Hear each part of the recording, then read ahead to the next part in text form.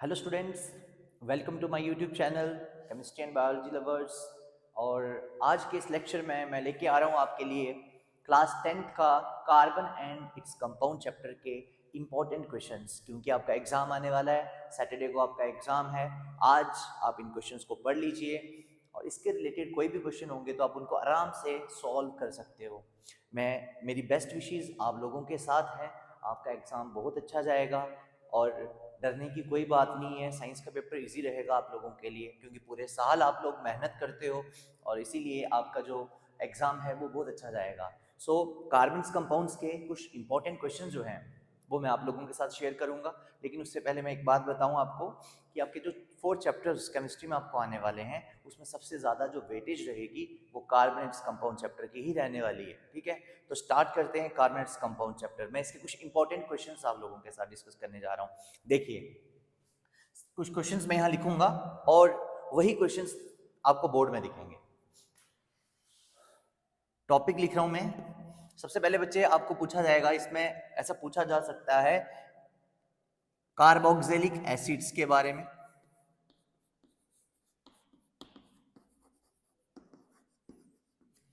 Second, ethanol.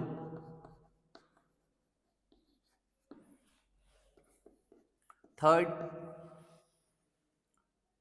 Esterification reaction इसके साथ दोनों के साथ रिलेट करती है। डिहाइड्रेशन रिलेट करती है। एडिशन रिएक्शन क्या है ये भी पूछा जा सकता है। नेक्स्ट, ऑक्सीडेशन क्या है। ये वो क्वेश्चंस होंगे जो कंसेप्चुअल आपको पूछे जाएंगे। ऑक्सीडेशन रिएक्शन क्या होगा। नेक्स्ट, कार्बन की अगर हम बात करें तो कार्बन वैरायटी ऑफ कंपाउंड्स क्यों बनाता है, तो उसके लिए आपको कैटेनेशन पढ़ना पड़ेगा। कैटेनेशन के साथ साथ इसको आप वर्सेटाइल नेचर भी बोल सकते हो।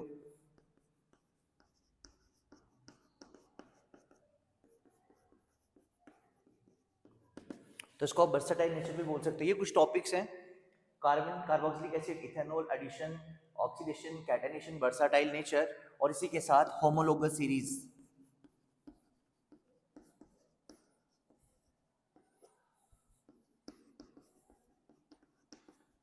ठीक है, ये कुछ क्वेश्चंस हैं जिनकी मैं यहां पर बात करने वाला हूं।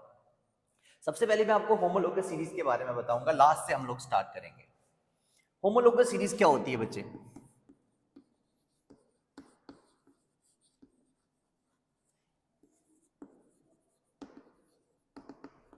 देखो, आपके सिलेबस में ना जनरली आपको 4 फंक्शनल ग्रुप के बारे में पूछा जाता है। कौन से हैं वो 4 फंक्शनल ग्रुप, मैं बता दूं। सबसे पहले कार्बोक्सिलिक एसिड, COOH। इसको ओपन करके ऐसे लिखते हैं, COOH। दोनों का एक ही मतलब है और जब भी ये लगे होंगे इनके नाम के साथ लगता है ओइक एसिड।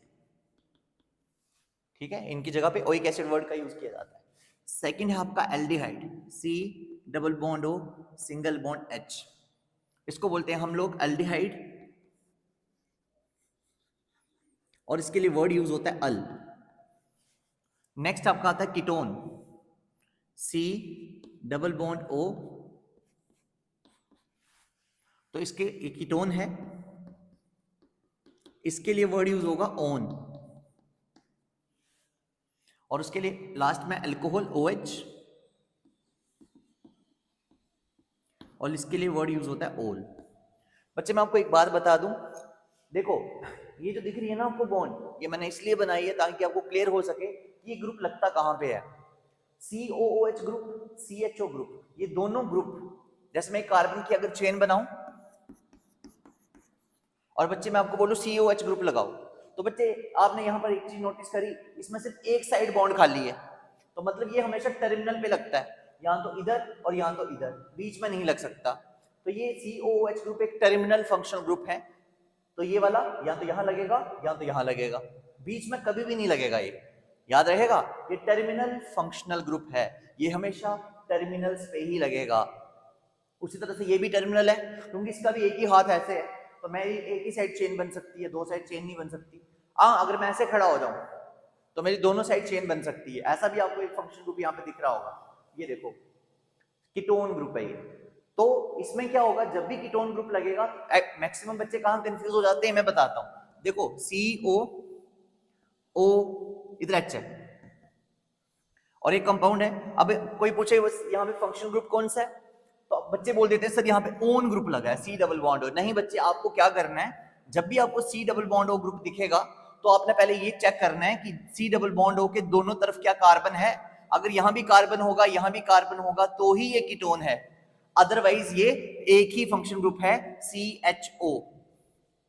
याद रहेगा, ये वाला फंक्शन ग्रुप हमेशा टर्मिनल पे लगता है, ये वाला फंक्शन ग्रुप हमेशा टर्मिनल पे लगता है, ये वाला टर्मिनल में नहीं लग सकता, ये बीच पे लगेगा क्योंकि इसके दोनों बॉन्ड खाली हैं, इधर भी कार्बन की चेन, उधर भी कार्बन चेन, और OH कहीं भी लग सकता है, बीच में साइड पे कहीं पर भी लग सकता है। ठीक है, अब मैं बात करूंगा होमोलोगस सीरीज की कि होमोलोगस सीरीज क्या होती है।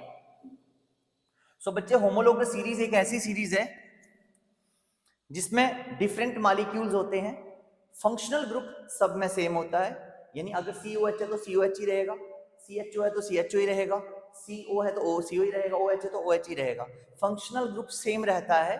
बस डिफरेंस किस चीज का आता है, CH2 ग्रुप का। एक मॉलिक्यूल और दूसरे मॉलिक्यूल के बीच में सिर्फ CH2 का डिफरेंस होगा और CH2 का मास होता है 14। ठीक है, क्या बोला बच्चे मैंने, होमोलोगस सीरीज क्या होती है जिसमें CH2 का डिफरेंस होता है।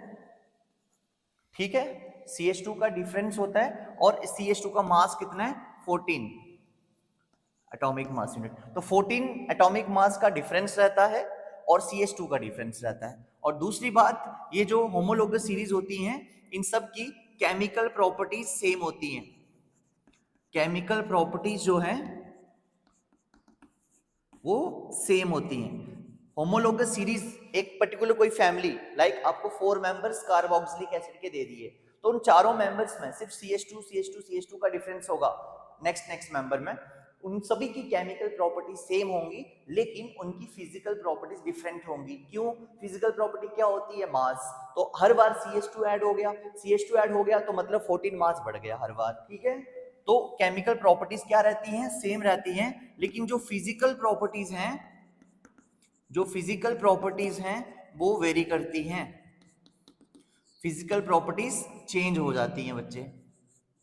ठीक है, फिजिकल प्रॉपर्टीज चेंज हो जाती हैं। कुछ एग्जांपल्स करवाता हूं, देखो अगर आपको बोला जाए कार्बोक्सिलिक एसिड के फर्स्ट 4 मेंबर बताओ, तो आप बहुत सिंपली करोगे। पहले तो आप फर्स्ट 4 मेंबर बोले ना आपको, तो आप एक काम करें, पहले COOH लिखें 4 बार,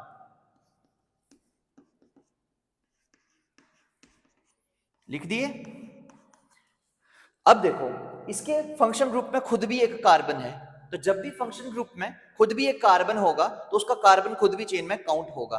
ठीक है, तो इसमें तो पहले से ही कार्बन था, तो अब इसमें अगर आपको फर्स्ट मेंबर जब बनाना होगा तो इसमें आपको अलग से कार्बन लगाने की नीड नहीं है, ये इसका फर्स्ट मेंबर है। बस आपको यहाँ पे H लगा के स्टार्ट करना है। क्या बोला मैंने बच्चे, अगर किसी फंक्शनल ग्रुप में कार्बन है तो फर्स्ट मेंबर उसका फंक्शन ग्रुप ही लिख लो आप और साथ में सिर्फ H लिख लो। जैसे मैं बोलूं बच्चे, इसका ना फर्स्ट मेंबर आएगा H, तो HCOOH। दूसरा मेंबर क्या आएगा, अब CH2 बढ़ा दो, तो जब CH2 बढ़ा दोगे तो CH3 हो जाएगा, एक H पहले से था ना, CH2 बढ़ाओगे तो CH3 हो जाएगा, तो अब आप यहाँ पे CH3 लिख दो। फिर यहाँ पे CH2 बढ़ाना है ना आपने, तो CH2 बढ़ा दो और यहाँ लिख दो CH3। फिर यहाँ पर एक और CH2 बढ़ाना था तो CH2, CH2 और CH3। ये आपके फर्स्ट 4 मेंबर बन गए कार्बोक्सिलिक एसिड के। मैंने H से क्यों स्टार्ट किया, बार बार बता रहा हूं, क्योंकि इसमें COH का खुद भी कार्बन था जो चेन में काउंट होता है, तो पहला मेंबर एक कार्बन से स्टार्ट हो गया। ठीक है, HCOH से। अब अगर मैं सेम आपको बोलूं बच्चे एल्डिहाइड के बताओ, एल्डिहाइड के फर्स्ट 4 मेंबर बताओ, तो आप कैसे लिखोगे, अच्छा इसका नाम क्या होगा, एक कार्बन के लिए वर्ड क्या यूज होता है, मिथ, सिंगल बॉन्ड के लिए एन ओइक एसिड। इसमें 2 कार्बन है तो मिथ की जगह बस इथ आएगा, बाकी पूरा नाम सेम। यहां पे 3 कार्बन के लिए प्रॉप वर्ड यूज होगा और 4 कार्बन के लिए ब्यूट वर्ड यूज होगा, बाकी नेम सेम रहेगा। ओके, बहुत सिंपल है ये। अगर किसी फंक्शन ग्रुप में कार्बन है तो उसके कार्बन से पहला मेंबर बन जाएगा। ठीक है, और उसमें H से स्टार्ट कर लीजिए आप। सिंपली बताऊं तो इसमें और इसमें ना आपको H से स्टार्ट करना है, बाकी सब में आपको कार्बन लगाना पड़ सकता है। देखो एक और एग्जांपल बताता हूं, ये नोट कर लीजिए आप लोग। अब मैं आपको दूसरे फंक्शन ग्रुप की कुछ बताता हूँ, सीरीज बताता हूँ। जैसे आपको पूछ लिया फर्स्ट 4 मेंबर आप एल्डिहाइड के लिखो, तो आप सबसे पहले देखोगे सर ने एल्डिहाइड बताया था CHO, तो CHO बना लो। अब बोलोगे इसमें तो कार्बन खुद से लगा हुआ है, तो आपने पहला मेंबर H से स्टार्ट कर देना है, फिर वापस CHO, तो एक कार्बन हाइड्रोजन था, अब CH2 बढ़ाना है, तो यहां क्या लग जाएगा CH3, यहां पे CH2 बढ़ा दो, यहां पे एक और बार CH2 आप लोग बढ़ा लीजिए, तो ये फर्स्ट 4 मेंबर बन गए। अब इसका नाम क्या होगा, एक कार्बन है तो मिथ, सिंगल बॉन्ड एन, और CHO को क्या बोलते हैं al, methanal, ethanal, propanal and butanal. ठीक, तो यहां से आपके 4 मेंबर्स आ गए होमोलोगस सीरीज के। इसी तरह से अगर आपको अल्कोहल के 4 मेंबर्स पूछे हों तो वो आप कैसे लिखोगे, तो वो समझाता हूं। जैसे आपने लिखा अल्कोहल का फंक्शन ग्रुप OH, बच्चे अब इसमें कार्बन नहीं है, ठीक है, तो अब आपने क्या करना है, खुद से पहले एक कार्बन लगाओ, फिर OH, फिर 2 कार्बन, फिर OH 3 कार्बन, और फाइनली OH के साथ 4 कार्बन आप लोग लगा देंगे। अब H लगा के वैलेंसी पूरी कर लीजिए, कार्बन की 4 बॉन्ड्स बनती हैं, एक बनी हुई है, 3 H लगा दो। इसमें 2 बॉन्ड्स बनी हुई है ना, तो 2 बच्चे जितनी बॉन्ड्स कम होती है ना उतने H लगाते हैं हम लोग। देखो इस कार्बन ने कितनी बॉन्ड्स बनाई है, 1 2, 2 H लगा दो। इसने एक ही बनाई हुई है तो 3 लगा दो, H3 H2 H2 H2 और H3। तो ये आपके कंपाउंड्स बन गए अल्कोहल के 4 मेंबर्स। तो बहुत सिंपल है आपकी होमोलोगस सीरीज। क्या होती है होमोलोगस सीरीज बच्चे, एक ऐसी सीरीज जिसमें फंक्शन ग्रुप सेम रहता है, बस डिफरेंस किस चीज का आता है, फिजिकल प्रॉपर्टीज का। केमिकल प्रॉपर्टीज क्या रहती है सेम, फिजिकल प्रॉपर्टीज क्या कर जाती है वेरी, क्योंकि मास वेरी कर रहा है। मास वेरी करेगा ना अगर, तो मास के ऊपर जो भी प्रॉपर्टीज डिपेंड करती हैं वो चेंज होती जाएंगी, जैसे boiling point, melting point. Okay, अब एक और क्वेश्चन आपको जनरली यहां से पूछा जाता है एल्कीन के बारे में। ठीक है बच्चे, एल्कीन के बारे में क्वेश्चन पूछा जाता है कि आप लोग इथीन, सॉरी एल्केन, एल्कीन और अल्काइन, इनके फर्स्ट 4 5 6 3 2 1 मेंबर्स लिखो। तो बहुत सिंपल से आप लिख सकते हो, वो क्या है, सबसे पहले एल्क का मतलब होता है वर्ड रूट कार्बन कितने बनाने, तो 1 से शुरू होगा। याद रखना यहां पर इसका एक फॉर्मूला होता है, जनरल फॉर्मूला CnH2n+2, इसका होता है CnH2n, और इसका होता है CnH2n-2। यहां पर n की वैल्यू जो है ना वो 2 से स्टार्ट होती है, यहां पर भी जो n की वैल्यू है वो 2 से स्टार्ट होती है, आगे जितनी मर्जी जा सकती है, लेकिन यहां पर n की वैल्यू 1 से ही स्टार्ट हो जाती है। बस अब आपने यही वैल्यूज पुट करनी है और फॉर्मूले बनाते जाने हैं। कितने भी सीरीज, कितने भी मेंबर आप बना सकते हो। जैसे आपको बोला जाए इसके फर्स्ट 2 मेंबर्स लिखो, तो इसका पहला मेंबर n = 2 से शुरू होगा, तो C2, 2 2 4 H4, फिर अगला मेंबर 3 से, 3 3 2 6, ठीक है ना। नेक्स्ट 4 कर लीजिए, C4H8, ये आगे इसके मेंबर्स। इसके कैसे बनेंगे बच्चे, n की वैल्यू 1 से पुट करना शुरू करेंगे, C1H4, CH4, C2, H कितना हो जाएगा, 2 2 4 + 2, C2H6, C3H8, तो ये इसके मेंबर्स आ गए। अब इसके बनाने होंगे अगर आपने अल्काइन के, अल्काइन मतलब आइन का मतलब ट्रिपल बॉन्ड वाले कंपाउंड्स, इन का मतलब डबल बॉन्ड वाले कंपाउंड्स, और एन का मतलब सिंगल बॉन्ड वाले कंपाउंड्स। ये कैसे बनेंगे, फर्स्ट 2 मेंबर्स बना लो, C2H, 2 2 4 -2 2, C3, 2 6 -2 H4, बस ऐसे मेंबर आपके बनते जाएंगे। ठीक है बच्चे, तो ये मैंने आपको बताया पहला क्वेश्चन होमोलोगस सीरीज का आपको कैसे आ सकता है। जैसे आपको बोला होगा कभी कोई एक मॉलिक्यूल दे दिया, जैसे आपको ये दे दिया C2H4, तो बस इसको बोलेंगे इसका नेक्स्ट वाला कौन सा होगा, तो आपने कार्बन CH2 ऐड कर देना है बस। ये था आपका पहला क्वेश्चन जिसका नाम है होमोलोगस सीरीज। ठीक है, इसका स्क्रीनशॉट ले लीजिए, ले लिया होगा आपने। अब नेक्स्ट मैं आपको जो बताने जा रहा हूं वो क्या है, वो अब मैं आपको बताने जा रहा हूं second question, that is carboxylic acid के ऊपर से आपको क्वेश्चन कैसे आ सकता है, कार्बोक्सिलिक एसिड का क्वेश्चन कैसे आ सकता है। ठीक है, तो ध्यान दे देंगे आप। एक टॉपिक है most important, that is esterification reaction. Esterification reaction, इसको बहुत सारे तरीके से वो पूछ सकते हैं। जैसे बोलेंगे कोई एक कंपाउंड है ए, उसमें अल्कोहल डाला है H पॉजिटिव की प्रेजेंस में, और आपका कंपाउंड बन रहा है बी जो कि स्वीट स्मेलिंग है, तो इस रिएक्शन को कंप्लीट करके दिखाओ। बच्चे ऐसा कोई भी रिएक्शन आएगा ना जिसमें स्वीट स्मेलिंग कोई कंपाउंड बन रहा होगा, वो ईस्टर होगा। और ईस्टर कब बनता है? जब आप कार्बोक्सिलिक एसिड में अल्कोहल डालते हो। ठीक है, जैसे आपने लिखा CH3COOH, ये आपका इथेनोइक एसिड है, जिसको आप लोग एसिटिक एसिड भी कहते हैं। ठीक है, अब इस एसिटिक एसिड में आप लोग ऐड करो इथेनॉल। इथेनॉल का फॉर्मूला क्या होता है? C2H5OH, C2H5OH। अब आप इसमें क्या डालोगे? Acid H positive, sulphuric acid. पता है क्यों डाल रहे हैं? क्योंकि सल्फ्यूरिक एसिड ना भाई साहब एक बहुत ही अच्छा डिहाइड्रेटिंग एजेंट होता है और ऑक्सीडाइजिंग एजेंट भी होता है। डिहाइड्रेटिंग एजेंट एक ऐसा सब्सटेंस होता है जिसको आप किसी में मिला रहे हो तो वहां से पानी बाहर निकाल देगा, डिहाइड्रेट कर देगा आपके साथ। हमारी बॉडी पे कभी एसिड गिर जाए तो हमारी बॉडी डिहाइड्रेट हो जाती है, मतलब स्किन जर्न बर्न हो जाएगा और पानी सारा डिहाइड्रेट हो जाएगा। अगर हम कभी सल्फ्यूरिक एसिड को शुगर में डाल देना तो क्या होगा? बहुत इंटरेस्टिंग सी बात बताने जा रहा हूं आपको। क्या होगा अगर हम लोग सल्फ्यूरिक एसिड को शुगर में डाल दें? तो शुगर का फॉर्मूला C12H22O11। आपने इसमें क्या डाल दिया? H2SO4। मैंने आपको बोला H2SO4 एक बहुत ही स्ट्रॉन्ग डिहाइड्रेटिंग एजेंट होता है, तो ये क्या करेगा ना बच्चे, इसमें से सारा पानी बाहर निकाल देगा। कितने हैं इसमें वाटर मॉलिक्यूल? देखो H2O 22 है ना, तो एक वाटर में 2 हाइड्रोजन होते हैं, तो यहां से 11 टाइम्स वाटर बाहर हो जाएगा और पीछे बचेगा सिर्फ कार्बन। कितने टाइम? 12। और ये ब्लैक कलर का सब्सटेंस बचेगा।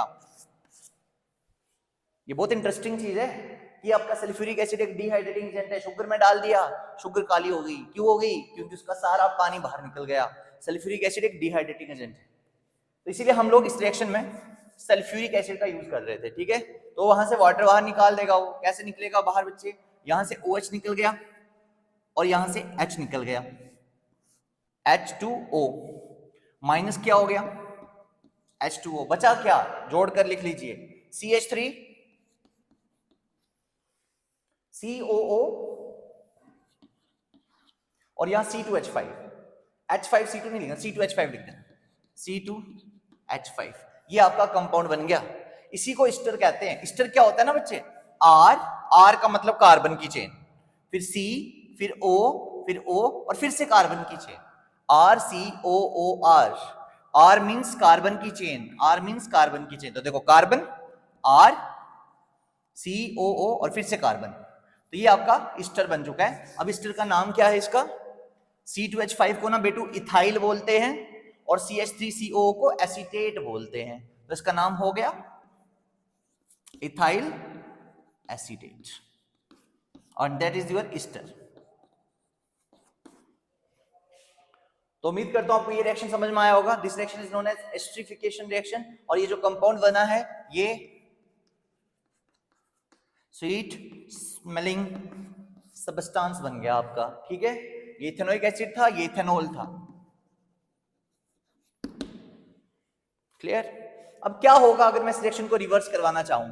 ये रिएक्शन रिवर्सिबल होती है बेटे। रिवर्सिबल का मतलब है अगर आप इसमें ना वाटर डालोगे ना बच्चे इसमें, तो वापिस से आपकी ये 2 चीजें बनेंगी।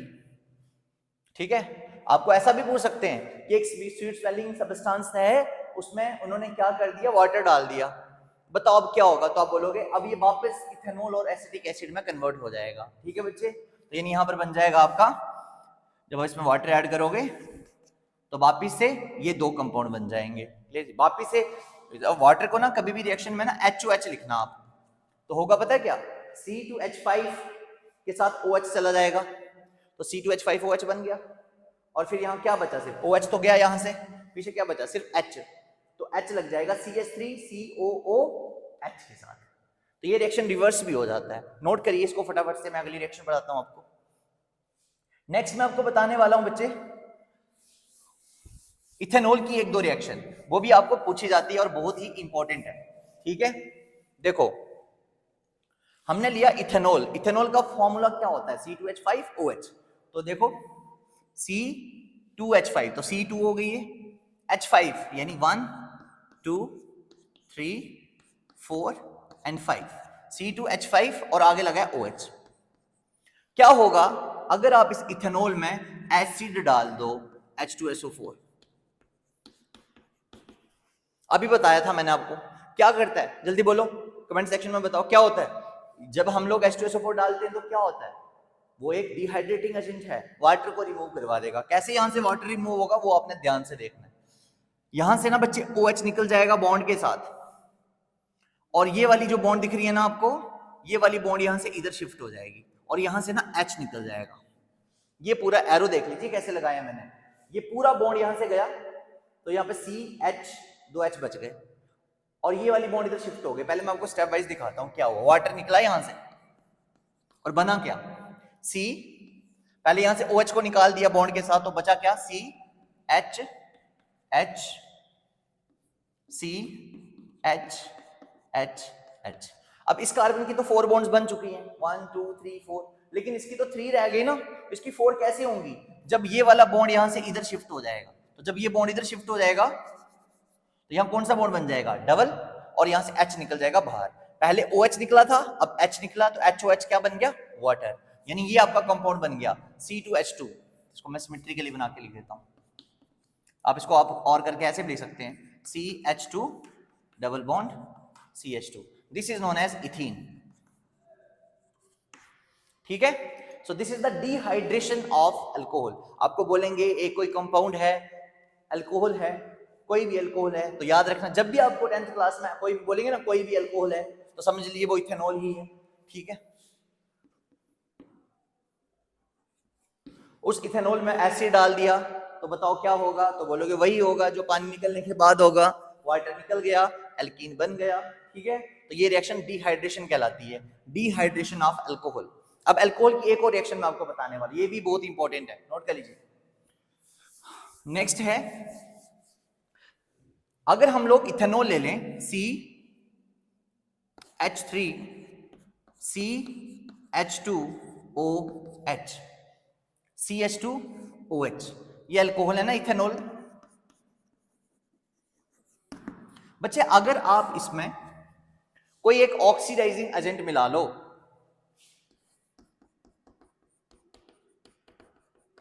ऑक्सीडाइजिंग एजेंट लाइक आप इसमें KMnO4 मिला लो, KMnO4 होता है पोटेशियम परमैंगनेट, ये एक स्ट्रॉन्ग ऑक्सीडाइजिंग एजेंट है। तो होगा पता क्या, आपने याद रखना है कोई भी अल्कोहल हो जैसे CH3 CH2OH, अगर आपने बच्चे इसमें ऑक्सीडाइजिंग एजेंट मिला दिया ना, तो ये जो CH2OH ग्रुप है ना आपका, ये कन्वर्ट होने वाला है COOH में। क्या बोला मैंने, COOH में। CH2OH ग्रुप, पूरा ग्रुप COOH में कन्वर्ट हो जाता है। कब, जब आप लोग अल्कोहल में कोई ऑक्सीडाइजिंग एजेंट डालते हो। लेकिन यहां पर अगर आपने डायरेक्ट उसको COH में कन्वर्ट करना है तो स्ट्रॉन्ग ऑक्सीडाइजिंग एजेंट होना चाहिए। तो ये आपका स्ट्रॉन्ग ऑक्सीडाइजिंग एजेंट है, ये बेसिक मीडियम में डाला गया है। तो बनेगा क्या प्रोडक्ट बच्चे आपका, यहां पे CH3 और CH2OH ग्रुप कन्वर्ट हो गया COOH ग्रुप में, तो ये बन गया एसिटिक एसिड। इथेनोइक एसिड भी बोल सकते हो, एसिटिक एसिड, और साथ में वाटर। ये आपका रिएक्शन है ऑक्सीडेशन वाला। ये भी पूछा जाता है क्या होगा अगर हम अल्कोहल की ऑक्सीडेशन करेंगे, तो आप बोलेंगे सर अगर होगा स्ट्रॉन्ग ऑक्सीडाइजिंग एजेंट तो COOH बन जाएगा। बीक भी बता देता हूं, बीक पूछ लिया तो क्या करोगे आप लोग, फिर बोलोगे सर ने बताया नहीं है। CH3 CH2OH जो है, अगर आप इसमें कोई वीक ऑक्सीडाइजिंग एजेंट डाल दोगे वीक ऑक्सीडाइजिंग एजेंट जैसे आपने इसमें पीसीसी डाल दिया, आप बोलोगे सर पीसीसी क्या होता है? पायरिडीन क्लोरोक्रोमेट, भूल जाओ, वीक ऑक्सीडाइजिंग एजेंट लिख देना। तब होगा क्या, आपका CH2OH ग्रुप जो है वो CHO में कन्वर्ट होगा, COOH में कन्वर्ट नहीं होगा, एल्डिहाइड बनेगा। तब आप लिखोगे CH3CHO, it is a ethanol.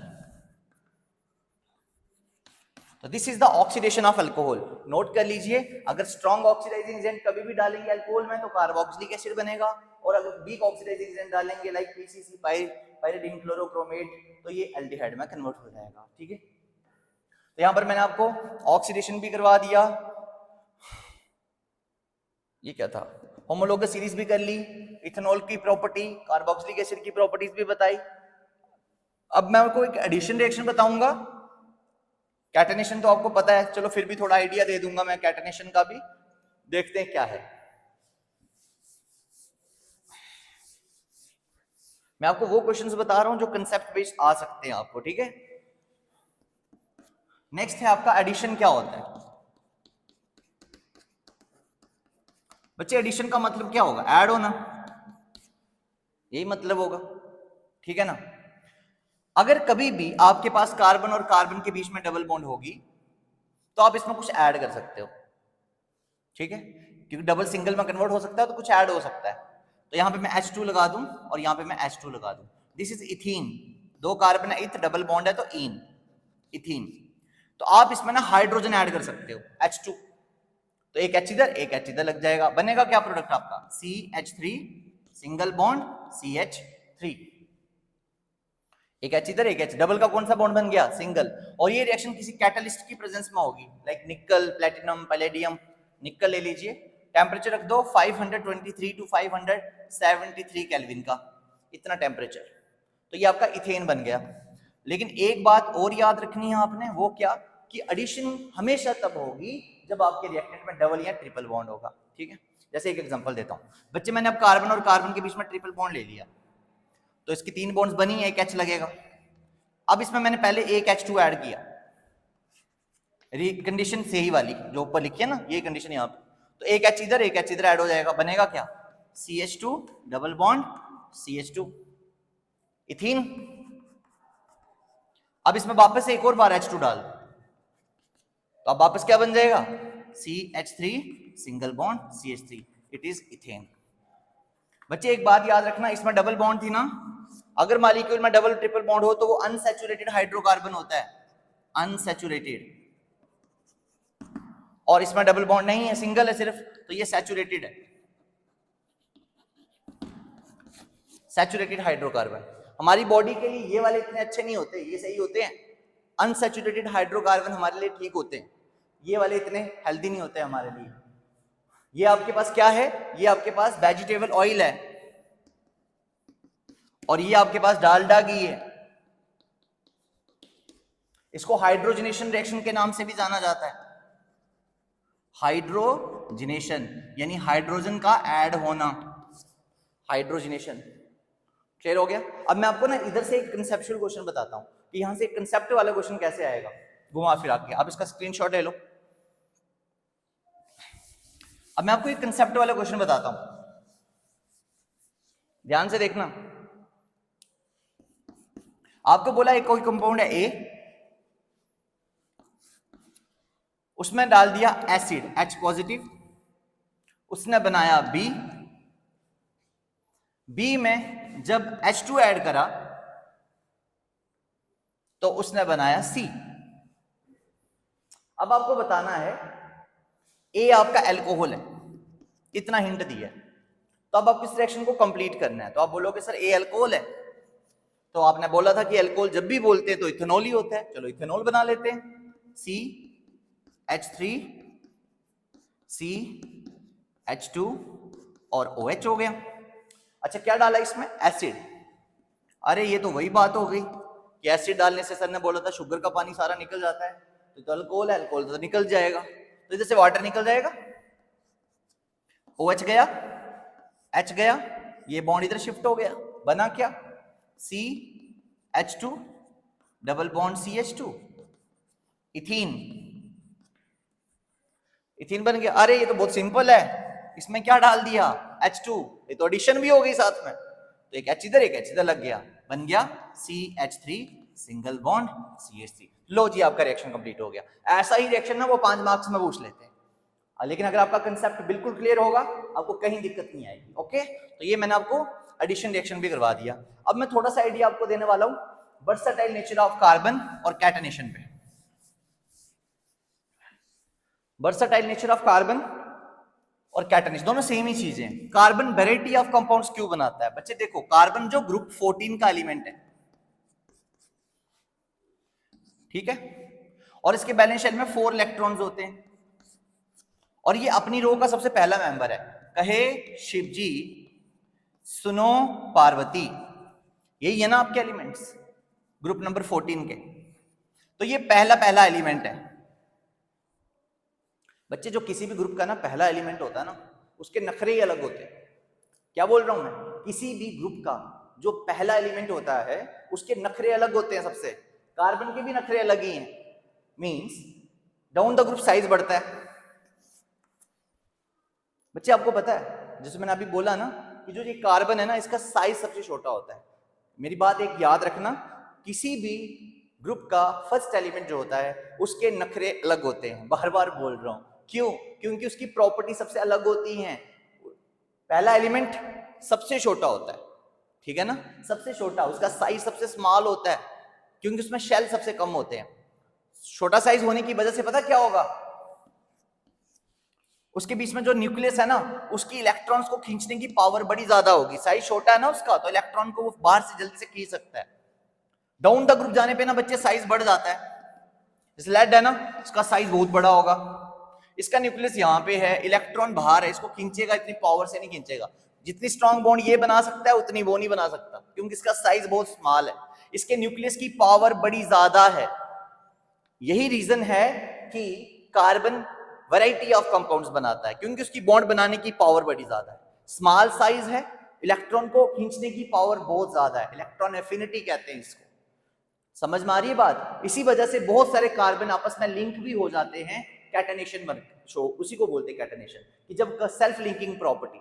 तो कार्बन वैरायटी ऑफ कंपाउंड्स क्यों बनाता है, क्योंकि कार्बन का साइज सबसे छोटा है, वो अपने ग्रुप का एलिमेंट पहला है, छोटा साइज होने की वजह से वो इलेक्ट्रॉन को जल्दी खींच सकता है, बॉन्ड बड़ी स्ट्रॉन्ग बना सकता है, ठीक है। उसके न्यूक्लियस का जो पावर, न्यूक्लियर चार्ज है, उसकी बहुत स्ट्रॉन्ग पावर है, वो विड्रॉ कर खींच सकता है इलेक्ट्रॉन्स को बॉन्ड बनाने के लिए। इस यही रीजन भी है कि वो मल्टीपल बॉन्ड भी बनाता है, डबल बॉन्ड, ट्रिपल बॉन्ड, बाकी नहीं बना सकते। ये था आपका वर्सेटाइल नेचर। जब भी वर्सेटाइल नेचर वाला क्वेश्चन आएगा तो आपने ये 2 पॉइंट जरूर लिखने हैं कि कार्बन अपने ग्रुप का फर्स्ट एलिमेंट है, उसका साइज बहुत छोटा है, जिसकी वजह से उसके न्यूक्लियस की पावर बहुत ज्यादा है, वो मल्टीपल बॉन्ड्स बना सकता है, वो बहुत सारी बॉन्ड्स बना सकता है, वो बहुत सारे कार्बन एटम्स के साथ जुड़ सकता है, ठीक है। तो ये हो गया आपका टॉपिक। बच्चे मैंने जो आपको इंपॉर्टेंट टॉपिक इस चैप्टर में से बताने थे बता दिए, जहां से आपको मेन इंपॉर्टेंट क्वेश्चंस आते हैं। इसके बाद मैं आपको कुछ इंपॉर्टेंट क्वेश्चंस बता देता हूं, आप नोट कर लीजिए। अगर आपको नहीं आएंगे आप कमेंट सेक्शन में मुझे ड्रॉप करना मैसेज, मैं पक्का वीडियो बनाऊंगा। इसके बाद ना आप एक सोप्स वाला क्वेश्चन पढ़ लीजिएगा, सोप्स एंड डिटर्जेंट वाला, ठीक है। हाइड्रोफिलिक हाइड्रोफोबिक वाला कंसेप्ट इसमें है, वो कर लीजिएगा। उसके बाद नोमेनक्लेचर, और एक क्वेश्चन और जो मेरे माइंड में बड़ी देर से आ रहा था कि कार्बन के जनरल कैरेक्टरिस्टिक्स, जैसे मैंने अभी आपको बताया जनरल कैरेक्टरिस्टिक्स। बाकी जो मैंने आपको बताया यही मेन इंपॉर्टेंट था इसमें से, यही बार बार पक्का रिपीट होगा, एस्टर अल्कोहल में से कुछ ना कुछ तो आएगा ही आएगा। तो उम्मीद करता हूं आपको मेरा ये छोटा सा लेक्चर पसंद आया होगा, और अपने फ्रेंड्स को ये शेयर करें ताकि वो भी इसको पढ़ सकें, और चैनल को सब्सक्राइब करना ना भूलें। Thank you students.